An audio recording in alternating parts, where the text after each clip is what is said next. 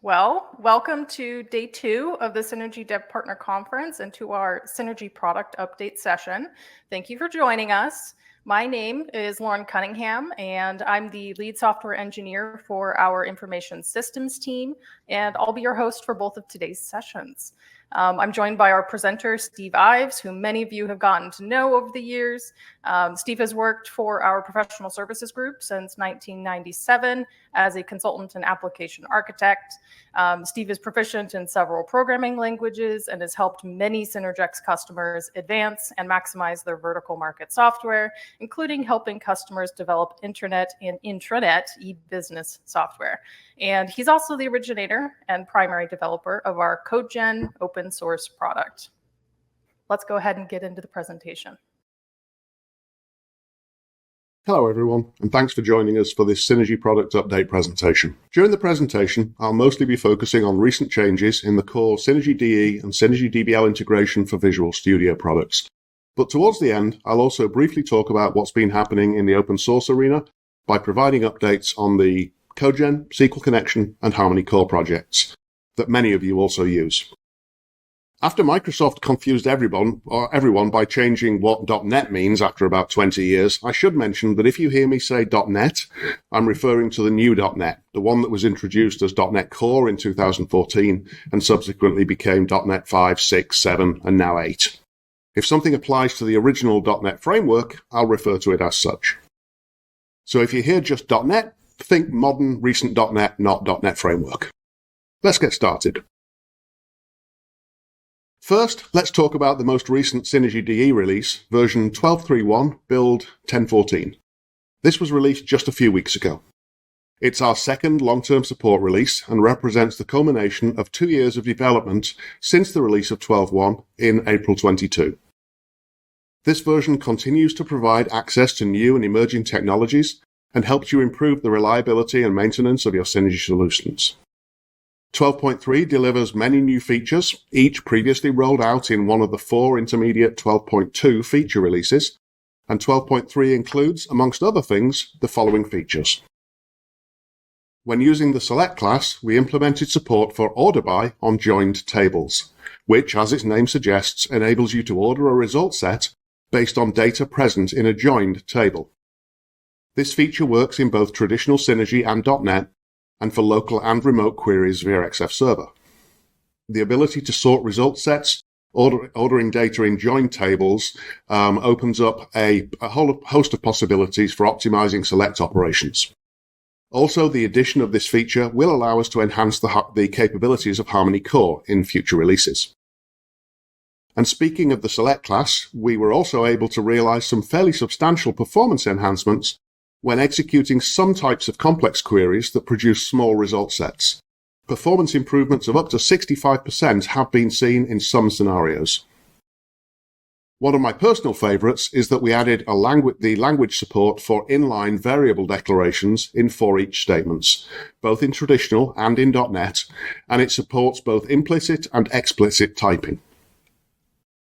In the ISAM world, a couple of new operations were added to the ISUtil utility. The new -B and -EX options allow you to manage free space and file allocation in ISAM files. These features were specifically introduced to help you prevent file fragmentation problems for ISAM files that receive large numbers of small record writes and can run into Windows file system limitations.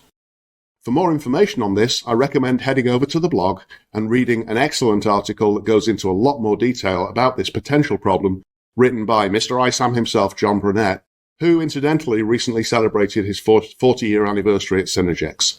So congratulations once again, John. And to wrap up this slide, we added support for OpenSSL 3.0 and 3.1. Whether you're using HTTP API, XF Server, ODBC client, or any other component that utilizes encryption, the latest and most secure features are now available to you.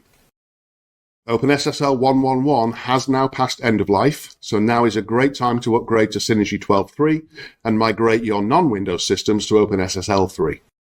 On Windows, of course, we've been using the Windows Secure Channel instead of OpenSSL since the 12.1 release.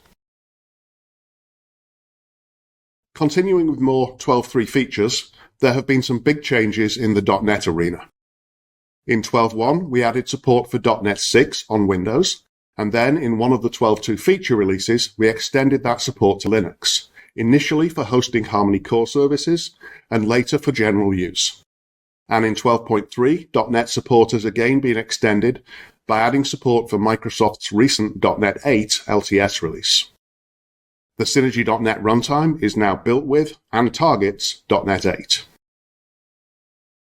When combined with the latest versions of our Visual Studio integration and its powerful development and debugging capabilities, Synergy.NET on Linux opens the door to improved developer experiences, increased tool and library availability, and much more. The 12.3 release includes runtime support for targeting .NET 6, 7, and 8 on Windows and Linux, and also includes support for character-based windowing via the low-level Windows, API, and UI Toolkit. For many of you, these changes provide an easier path to .NET and the many benefits that brings, including access to the huge ecosystem of Microsoft and third-party libraries that are available via NuGet. If you run character-based DBL applications on any platform, including UI Toolkit applications, migrating them to .NET on Linux can be a great way to give them a new lease of life and allows them to be enhanced with all kinds of new capabilities. Today, many development projects require integration with other applications, often on other platforms, and interacting with different types of data, and doing so is much easier when working with .NET. If you're already running on Linux and using Harmony Core as part of your solution, it's no longer necessary to add a Windows server to the mix just to host your Harmony Core services, which can now run directly on the same Linux server that hosts your application and with local high-speed access to your data. By the way, if you have been using .NET Framework on Windows, support for that has not changed. So if you target .NET Framework, you can continue to do so with full support.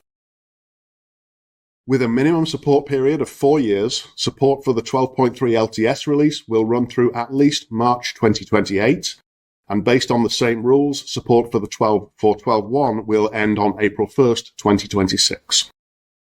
If you are one of the many developers choosing early access to new features by using the intermediate feature releases, do remember that those have a much shorter support window.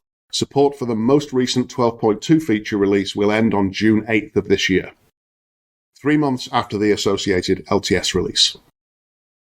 By design, the features introduced in LTS releases have been extensively tested over extended periods of time, and we recommend that everybody update to 12.3 as soon as feasible. If you do need more information about the differences between feature releases and long-term support releases, you can always refer to the release strategy page on our website. I'd like to drill into just a little bit more detail about using Synergy.NET on Linux. The model is that development still takes place where it makes sense, on Windows in Visual Studio. When you're ready to deploy, the .NET Publish utility is used to create a directory that contains all of the application's runtime files ready for distribution to runtime systems. There are several variations on the way that applications are published, the default being referred to as self-contained. In this mode, the application's binaries and other files are published along with all of the application's dependencies, such as .NET and third-party libraries and other necessary files like the Synergy runtime. That's right, when publishing a .NET application, the Synergy runtime is shipped with the application. The published application is quite literally 100% self-contained. This is clearly a different model when compared to working with .NET Framework, where often it would be assumed that the .NET Framework and dependency libraries and runtimes are already present on the system, because the .NET Framework and Synergy runtime and other things would have to be pre-installed.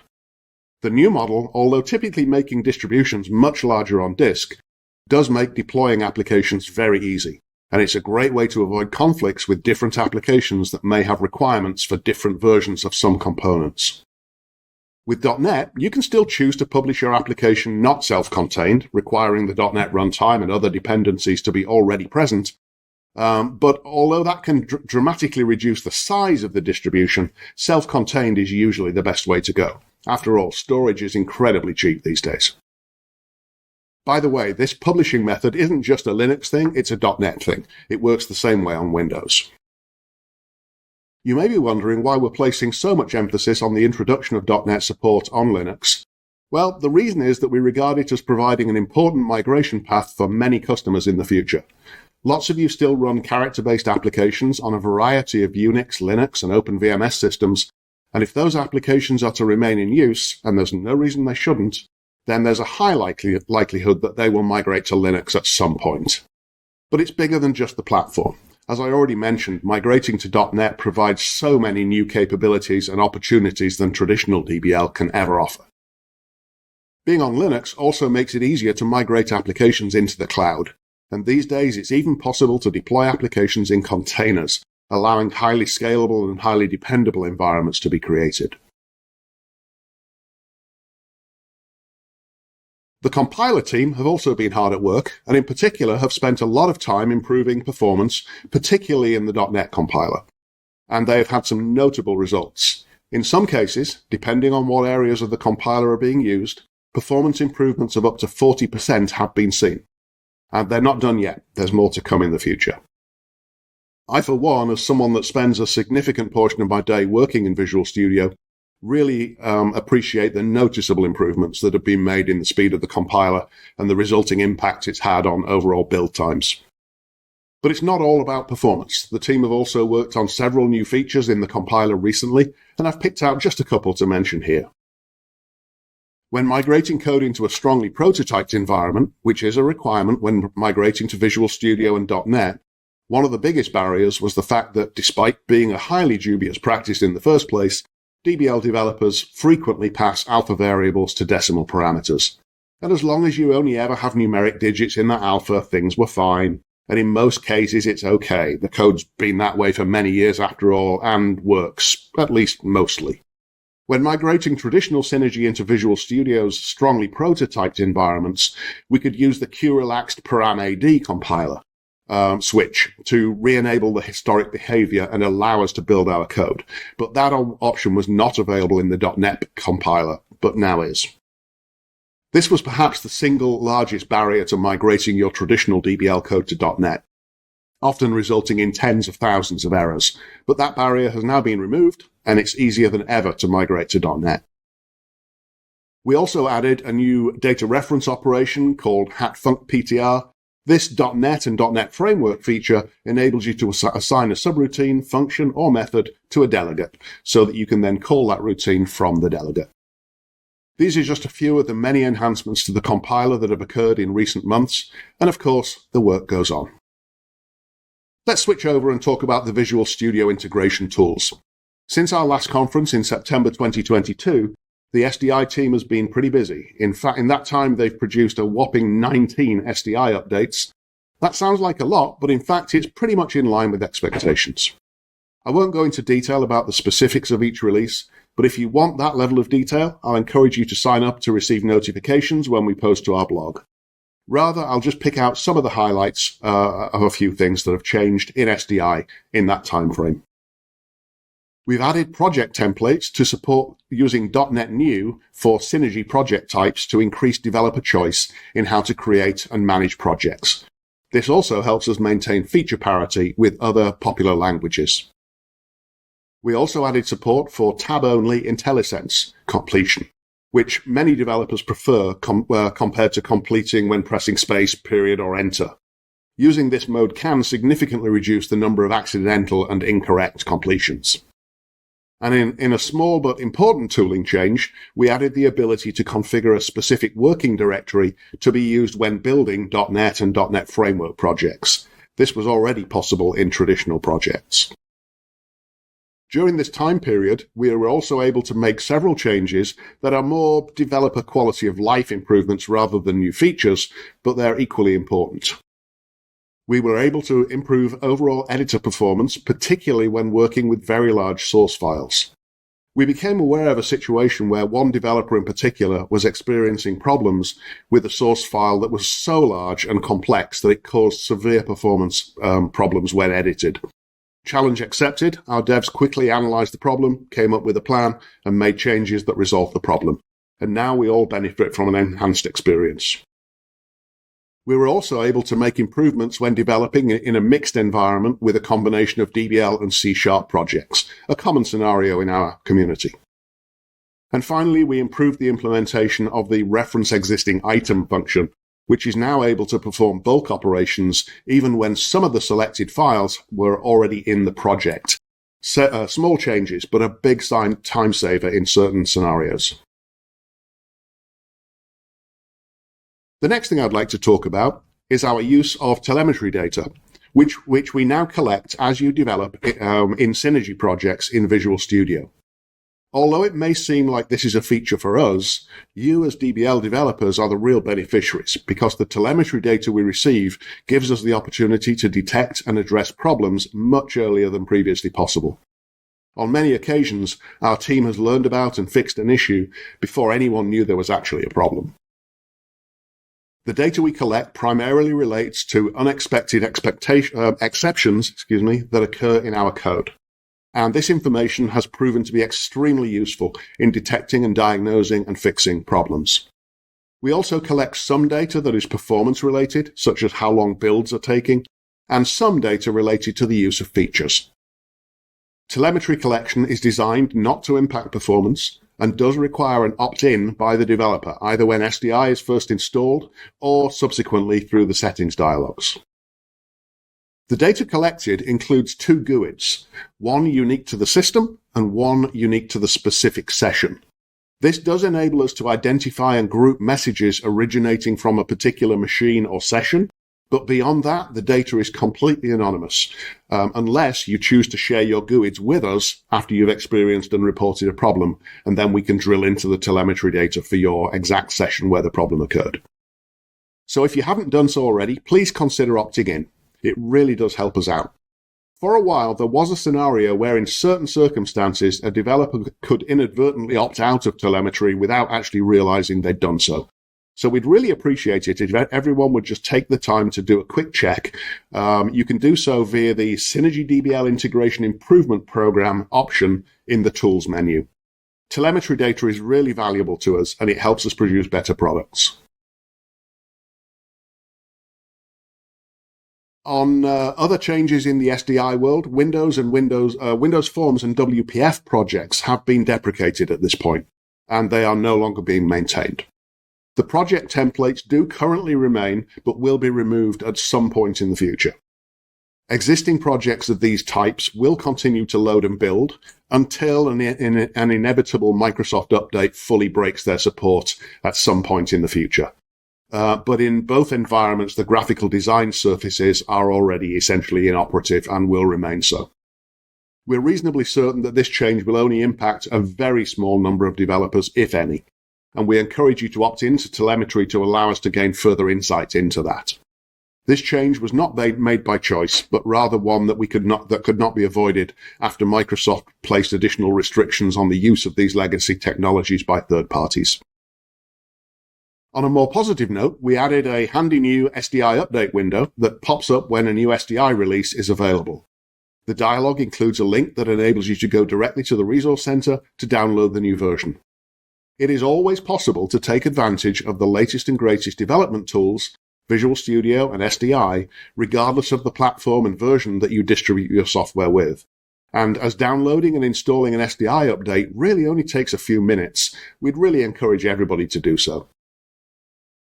As we announced in June 23, support for Visual Studio 2019 was removed in September 23. The last build, in fact, to support the old IDE was build 1404, which was released at the end of August 23. The minimum supported version currently is Visual Studio 2022 version 17.4. It's also worth noting that the SDI installer does now require .NET Framework 4.8 runtime to be present on the system. Previously, the requirement was for 4.7.2. Of course, maintaining SDI is a continuously ongoing process and will be due to the requirements to keep pace with Microsoft's frequent updates that often deprecate earlier integration mechanisms and add new features. Another area that receives constant attention is the endeavor to improve build performance and stability, especially in .NET projects. As a user, I'm pleased to report that we've made significant steps forward in this area in releases over the last year or so. One new thing that we got into was to utilize the SonarQube tools to perform static code analysis on our code. And it's provided a whole new insight into potential problem areas that need attention. It's an ongoing process, but these are already definitely proving to be valuable tools in our endeavor to continually address technical debt. Let's talk about the release notes a little bit. Historically, producing release notes was a really laborious task. And with the variety of platforms that they had to be available on, text files were the logical choice. But things have changed, and with everyone now having access to the internet from essentially everywhere, it made sense to finally move away from the text file format and to an online format and to automate the process. So our release notes are now generated automatically and are provided online via the Resource Center, and the text file release notes are no longer produced. At the time of I'm recording this, things are a little bit disjointed, as there's a new release notes link on the main downloads page, but it takes you to the trackers page, pre-filtered to display the list of bugs fixed in that release. From there, you can click an important notes and warnings link to access that information, but the information about new features is currently only available via the blog. But the IS team is hard at work, and by the time you see this video, we hope that an all-new dedicated release notes page will have been completed and rolled out. The new design presents a single page that can be used to dynamically access all information applicable to either a single release, a range of releases, a range of dates, or a combination of both. So if you're currently running, say, 10.11c and planning to update to the latest release, you'll be able to access consolidated information about all new features and bug fixes that occurred between those versions or between that range of dates, as well as the important notes and warnings that apply. And we'll also make sure that the information is well formatted for printing if desired. Turning our attention to the future now. Work is already underway on several exciting new features, and the longer-term roadmap continues to evolve. There is a lot to talk about here, so I'm once again going to try to give you a high-level understanding of how the roadmap works and pick out some highlights. The now area of the roadmap shows things that we are actively working on that will debut in the active feature release series. So that's currently, as of the next one, that will be the 12.4 releases. And together we'll define the feature set of the next LTS release, 12.5, in 2026. The next column shows things that we're also planning to implement, probably in the same time frame, but have not started working on yet. And the items listed under later includes other things that we're considering implementing at some point, but no time frames have been determined. As you can see, in the Now column, we're currently working on an LTTNG integration in the Synergy runtime on Linux. LTTNG is an open source tracing framework for Linux that will allow us to enable the collection of metadata on a variety of metrics with very low impact on the running system. These metrics could include things like how often programs or routines are being used, how much CPU time and memory is used, how many IOs the code is causing, and so on. These are just examples of what could be collected, and we're currently considering what metrics it should be possible to track.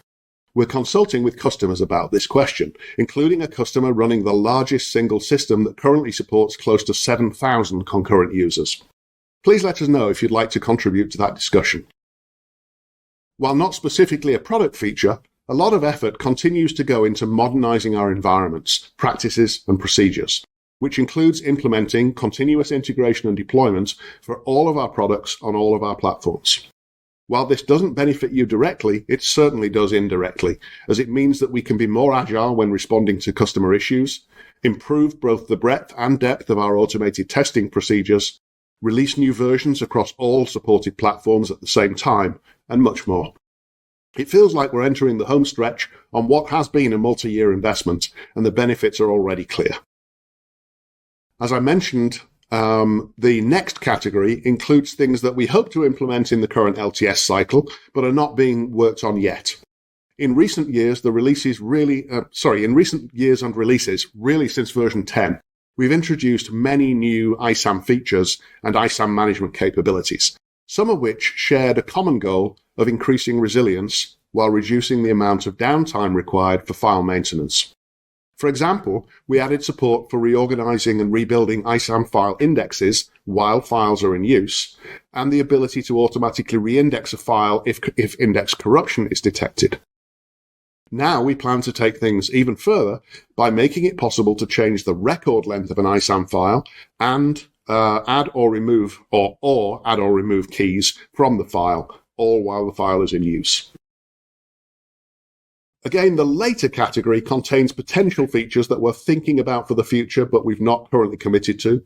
If these things do happen, it's likely to be longer term. We hope to once again extend the capabilities of the select class by introducing the concept of temp tables, which could provide you with high-speed access to the static results of a pre-executed query, including the ability to perform other queries that could do things like join to the results of the earlier query held in the temp table. And with more code being migrated to .NET, and the inherent opportunity to run code therefore in a multi-threaded environment, with that comes a whole new category of challenges in terms of things that are in our code and yours that are not thread safe. We hope to implement new mechanisms to warn you when you use those non-thread safe things. We're also considering more ISAM enhancements, starting with producing or providing more information when ISAM auto reindexing operations take place. And we're also starting to envisage something that we're currently referring to as next generation ISAM. There's nothing concrete here yet, but one of the major goals would be to move away from some of the current over-reliance on the file system coordination that currently occurs in each and every running process. I should make the point that the roadmap is a way of sharing our intentions with you, but nothing is set in stone until released. While the now items are pretty much a sure thing, things in other categories are somewhat more fluffy, especially the things in the later section. The roadmap is an ever-evolving thing, and you can always find the latest incarnation on the website at the address that you can see on the slide. Let's look at the SDI roadmap as well. As always, the SDI team will have their hands full because the SDI roadmap is quite extensive. One new feature that a lot of us are excited about is the addition of multi-mainline project support for .NET, which is so important as more people migrate to .NET, as it avoids the scenario where hundreds of projects, or in some cases even more, could be required to build an entire application. It's also the first time that our project and build tooling will address another edge case that previously excluded some from using those tools. Multi-mainline projects always assumed that each source file in the project builds to a single binary. But in some environments, that's not the case, with each binary being produced from several source files. It's going to be possible to configure multi-mainline projects to define these relationships between source files and correctly build the multiple binaries. And this new behavior is supported both in traditional and .NET. And the work to improve and enhance the SDI environment is ongoing. We had some challenges with reliability in the early .NET Core and .NET 6 days, but thanks to a lot of hard work, things have improved a lot, and it continues to be an area of focus for us. Our integration with Visual Studio has been in place for a long time now, and in some areas we use integration APIs that are now deprecated. So we have an ongoing effort to upgrade to later APIs. The mechanism we use to load .NET metadata is also somewhat outdated now, and as this metadata is the foundation for really critical things like IntelliSense, updating our tooling in that area could deliver significant benefits. We also continue to work on enhancing the telemetry data collection because, as I mentioned, it has become so useful in diagnosing and addressing problems in a timely fashion. There is also quite a lot in the next bucket, including a planned migration from the older managed package framework to the current common project system. This is another considerable undertaking, but one which potentially has major benefits and will put us in a great position for the future. We're also expecting that Microsoft may announce the next major version of Visual Studio in the very near future, possibly as early as the Build conference in Seattle later this month. A release will most likely be at least several months down the road, but it's coming and we'll be ready. Although not strictly SDI, we're also planning on doing more work in the .NET compiler on a couple of fronts. Throughout this event, you may notice an emphasis on a couple of themes, one being .NET and the other being Linux, both of which we believe will become increasingly important to our community. Although migrating to .NET has certainly become easier than it used to be, we do think there are still more things that could be done in the compiler to make that migration even easier by improving even further the feature parity between the .NET and traditional compilers. And because developer productivity is so important, we'll be focusing on improving editor and build performance even further. In the longer term, we'd also like to improve the capabilities of our editor config support. Currently, we have support for defining basic things like indentation rules on a project-by-project or even directory-by-directory basis, but there are many more things that could be supported, and we hope to do that. We also hope to improve the developer experience when working with repository. It's already possible to import and build a repository from schema files that define individual structures, files, and the like, but it's not currently possible to export the whole repository that way. So we plan to implement that. It's likely that there won't be a lot of configuration around this, so to use the feature it would be necessary to adopt whatever file naming conventions we use. And we're thinking that if you already break out your repository this way and want to utilize this automated export, it wouldn't be that hard to change existing file names. But let us know if you feel strongly that that is not the case. We'd also like to add full fidelity IntelliSense when working with the Synergy data language in repository schema files. We also hope to make it easier to edit and export individual structures or other entities if you choose to work in the repository UI. Let's move on to the open source products or projects for a few minutes. First, CodeGen. Where do I start? Several others have made significant contributions in recent years, yet somehow CodeGen still feels like my third child. What's incredible to me is that child just turned 17. Despite starting out as a personal project created over many solitary hours in hotel rooms while working at a customer site, it quickly became a useful tool and soon became, if my memory serves me correctly, our first open source project. Originally having its home on the old Microsoft CodePlex site and eventually moving to GitHub when CodePlex was shut down. The fact that CodeGen is open source is both a blessing and a curse. The curse part is because it really means we really have very little knowledge of how widely it's used, by who, and for what purpose. So if you have used it, drop us a line and let us know how. What we do know is that what a significant enabling technology it's become for some of the other open source projects, some of which have evolved to the point where they are now part of the core strategy for many of our customers. In particular, I'm referring to projects like SQL Replication and Harmony Core, both of which I'll touch on shortly.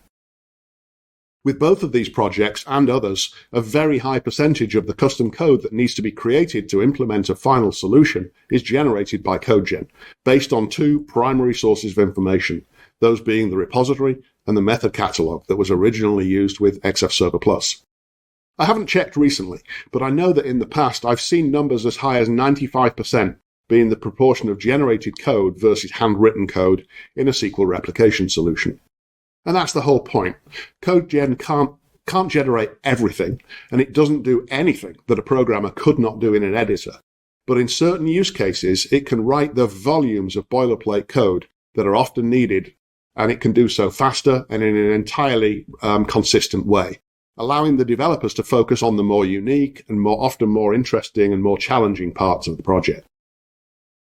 I think there have been around 10 new versions released since the last conference, with a variety of enhancements and new features, and a few bugs fixed along the way too.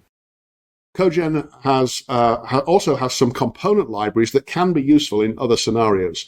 For example, the repository API library, which provides an easy-to-use OO layer above the underlying repository DD-lib routines. We recently implemented this API, or improved this API, to make it even easier to use outside of CodeGen and to make it possible to use to access multiple repository databases at the same time, if that's what you need to do. CodeGen was originally a traditional DBL application and used to be available on all platforms. but in a major rewrite several years ago, it became a .NET Framework application.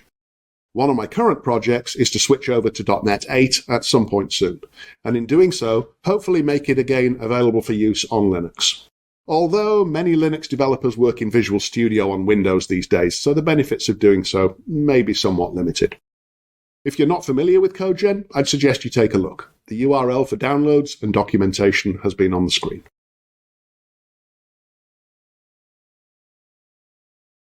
Our SQL Replication implementation, which is also available as an open source offering, has also been around for quite a long time at this point. And once again, while we do know some of the companies that have implemented it, we know there are others out there. The idea is to implement a solution in which changes to the ISAM and relative files that are used by your DBL application are replicated into a SQL Server database in near real time. And in most cases, in the exact same order as they were applied in the actual data storage. When I say near real time, we're generally aiming for a delay of up to just a few seconds at most. And in most cases, that is the case, although there are some scenarios where things can take a little longer, depending on what the replication process is doing. Once the data is in the SQL Server database, it can be and has been used for a wide variety of purposes. But bear in mind, this is a one-way replication scenario, with changes in the DBL data being replicated to the database, but no changes in the database being replicated back. There are alternate and better ways of doing that if that's what you need to do. SQL replication can be used regardless of the platform that hosts your DBL applications, and while the target is generally SQL Server, some customers have used the same basic framework to play messages to alternate targets, such as Azure Cosmos DB and Azure Event Hub, being two specific examples. The SQL replication code hasn't really changed in any significant way for several years now, but that's all about to change. We're currently making significant changes to the environment in several key areas. We're updating the codebase so that the main replicator process can run under .NET on Windows or Linux, as well as traditional DBL. We're extending the environment so that when the main replication engine is running in .NET, it can choose to interact with the database using Microsoft's SQL Client library rather than the Synergy SQL Connection API. And in the same scenario, with the replication engine running in .NET, it will be possible to use an implementation of Apache Kafka as the queuing mechanism rather than simply an ISAM file on the host system. This is still a work in progress, but we believe that it will result in several improvements to the environment, including increased throughput, scalability, and resilience. Also, using a real message queuing environment such as Kafka will make it much easier to build generic integration platforms that are simple to extend with additional target consumers of the information. There really is a lot going on in this space right now, far too extensive to explain here. But if I've piqued your interest, you should definitely attend Jeff Green's presentation, Kafkafying ISAM, Achieving Operational Resilience and Extensibility. It's the first of the two sessions on the final day. That's 7:30 a.m. Pacific on Thursday, May 16th. And finally, Harmony Core. If you're not familiar with Harmony Core, it's our open source framework for implementing RESTful web service APIs to expose a DBL application's business logic and/or data. Harmony Core is powerful, flexible, easy to use, and easy to learn. In some ways, Harmony Core still feels like the new kid on the block, but it actually debuted during our last in-person conference in New Orleans back in October 2018. It's hard to believe that was 5.5 years ago now. But during that time, it's gone from strength to strength, without a doubt becoming the default solution for almost any integration requirements, regardless of where your DBL code executes and regardless of where your data resides. Harmony Core development has been continuous throughout that time, and the product continues to be improved and extended. In recent years, a significant focus was placed on automating many of the repetitive processes that were involved in maintaining a Harmony Core solution, many revolving around a multifunctional CLI tool that can automate many procedures, from upgrading the version of Harmony Core being used to regenerating your service's code, and much more. It's also now easier than ever to define and control what your service exposes via a new utility that presents a simple text-based UI that allows you to specify all of the information needed to define and configure aspects of your services. We also added a couple of new project templates that can be used to add traditional bridge or unit testing projects into older solutions that may not already include them.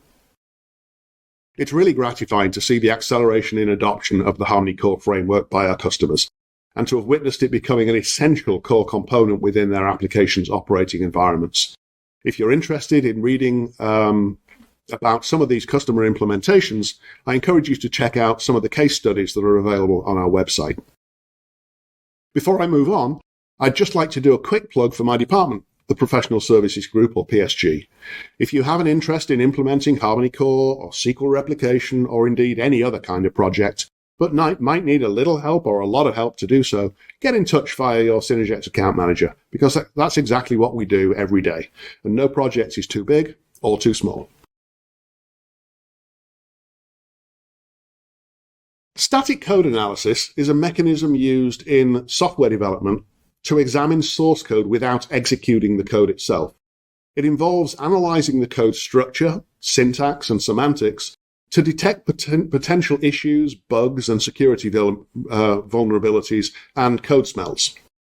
This analysis is performed by specialized tools known as static code analyzers. The benefits of static code analysis include, but are not limited to, identifying bugs and errors, improving coding quality, enhancing security, enforcing coding standards, reducing maintenance costs, and facilitating collaboration. In recent years, static code analysis has become increasingly more important within the industry. And while not an explicit requirement for organizations to achieve accreditations such as SOC 2 or others like ISO 27001 elsewhere, it's regarded by many as a crucial piece of the puzzle because it helps organizations identify and mitigate security vulnerabilities, coding errors, and compliance risks, which ultimately contributes to meeting the objectives of SOC 2 compliance or similar. Additionally, demonstrating a commitment to secure coding practices and proactive risk management can be viewed positively by auditors during the accreditation process. As Rachel mentioned yesterday, availability of static code analysis tools for DBL is a question that's being raised with an increasing frequency. We're considering building an integration to the Sonar Cube tools, which is an open source platform for continuous code inspection and for quality. And we would certainly like to hear from you if that is something that you think you might be interested in. Before we wrap up, let's briefly talk about the current list of supported platforms for Synergy 12.3, because the list has become a little shorter recently, primarily because of the fall-off in popularity of the older Unix platforms as many people who used to use those platforms have migrated typically towards Linux. When I first started working with Synergex, or actually Disk back then, I always remember hearing Bill Mooney proudly claim that Synergy was supported on over 80 different operating systems and platforms. Well, things were very different back then. It sometimes seemed like every major company in the industry having their own unique flavor of Unix. Thankfully, our world is now a little simpler, and in fact, with the recent retirements of HPUX and Solaris, we're actually down to one remaining traditional Unix platform, that being IBM AIX. Of course, the vast majority of Synergy deployments are on other platforms, with Windows and Linux accounting for the lion's share, but with a respectable number continuing to operate on OpenVMS. I won't waste time by enumerating all of the minimum supported OS versions. You can see them here on the slide, and they're always available and easily accessible via the website if you have any questions. Finally, I have a question for you. Do you occasionally receive emails that look like this? And if the answer is yes, then a follow-up question is, do you pay any attention to them? You really should, because they're telling you there's a problem. And in some cases, if left uncorrected, there can be serious consequences. These emails are generated by the Rev 11 license server, when one of your license servers does not check in for a certain period of time. These check-ins are very infrequent, once a week for most of the annual subscription cycle, but are important because if your server is not able to check in, then it's also not able to receive changes to keys if you amend your licenses, and will not be able to receive new keys when your subscription is renewed. There are currently 3 levels of automated email, the first occurring after your system has not checked in for 30 days. A second message is sent at 60 days, and a third and final automated message at 90 days. That message reads a little differently. It informs you that the license has been placed into something called forced expiration. This puts the system back into a similar state as the 14-day grace period when you first installed the new license. Users may once again start noticing a 2-second delay when starting applications or using development tools like the compiler. And in character-based environments, they may start seeing the old 14-day warning messages appear on their screen again before the application starts. At this stage, if things continue to go uncorrected after that 14-day period, that license will expire and the system will cease to operate. We're constantly surprised at how many of these messages are being sent out, and even more surprised by how many systems make it to the 90-day forced expiration stage. We're wondering whether part of the problem is that we're sending too many of these messages, resulting in kind of an element of inbox blindness, if you will. So we're reevaluating the frequency and wording of the messages and considering only sending these messages for production licenses, not development licenses. The people that receive these messages is under the control of your resource center administrator within your organization. They can designate one or more people in your organization as license administrators. On some occasions, we have seen a problem where that information became incorrect as people left the organization. So it may be a good idea to periodically review who is your resource center admin and who are your designated license administrators. If you need any assistance with this process, then the Synergex Customer Services team can help you with those. That wraps up my Synergy product update presentation, and at this point, I'm happy to answer any questions that you may have. Thank you. Thank you for that presentation, Steve. As a friendly reminder, if you are sitting on any questions, please post those in the chat. But before we get into them, I want to welcome John Brunette. As Steve mentioned, John is a senior developer who just celebrated his 40th anniversary at Synergex. And he's actually going to be retiring at the end of this year. So we thought that we would bring him on to say hello. Welcome, John. Congratulations. John joined in 1984 as one of the company's first developers. It's amazing for all of us here to think about what John has contributed to Synergex in the past 40 years. Some of his biggest technical contributions have been with ISAM, XF Server, and licensing. John pretty much developed all important extensions to ISAM over the years, from data compression and terabyte file support in the early days to more recently IO hooks, the select class, change tracking, and the ISUtil utility. John, I think I speak for everyone when I say thank you for all you've done for Synergex and for the customers. Thanks, Lauren. It's been hard to believe it's been 40 years. It's definitely been a great experience, though.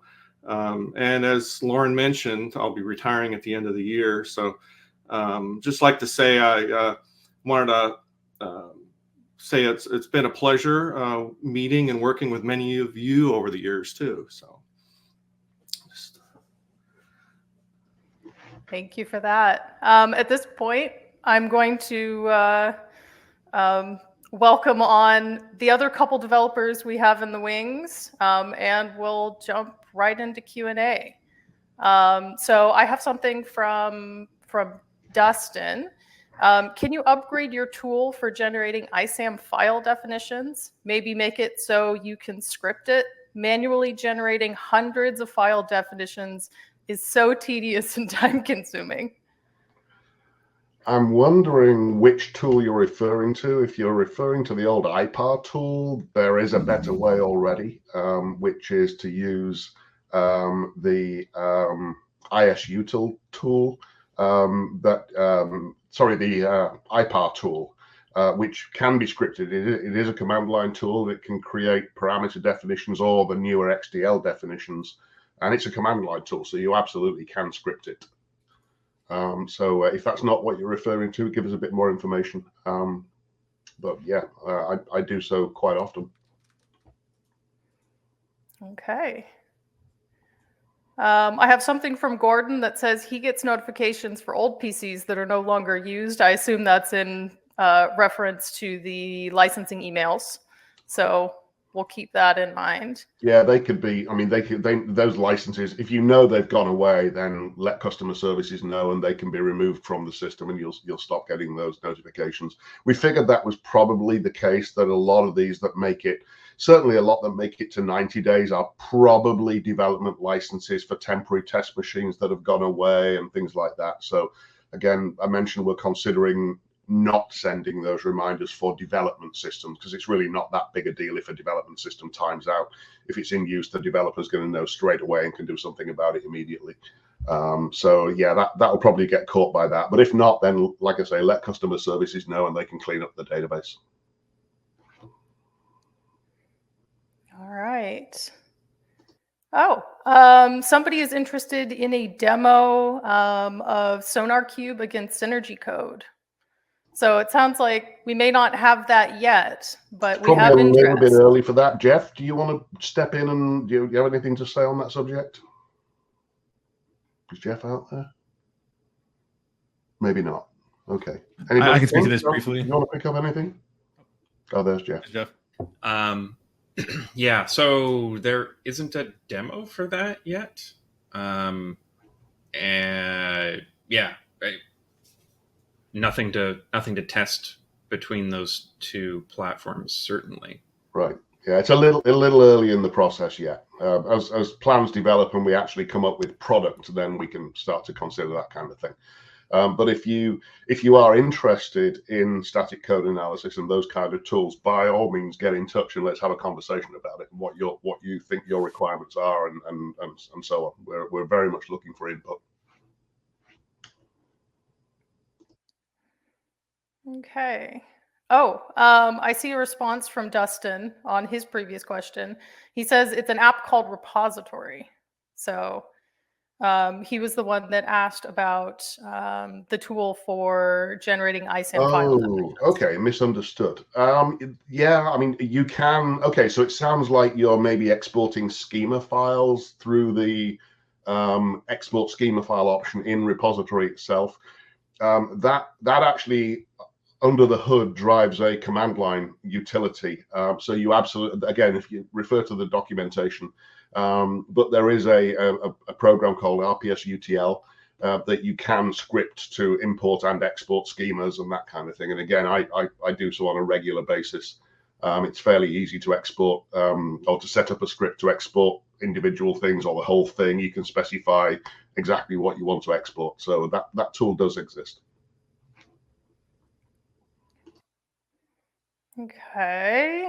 Oh, something from Gail that says, there are, they have instances of Rev 11 servers where it's completely seasonal. And so that's the reason for no contact for long periods of time. So those systems haven't been used, and all of a sudden 9 months into the year they become used. And okay, that's an interesting scenario. Maybe we can take that and give that some thought. Not sure immediately exactly what we can do about that, but that is possibly a scenario that we haven't considered. So we'll have a talk about that internally. Thanks, Gail.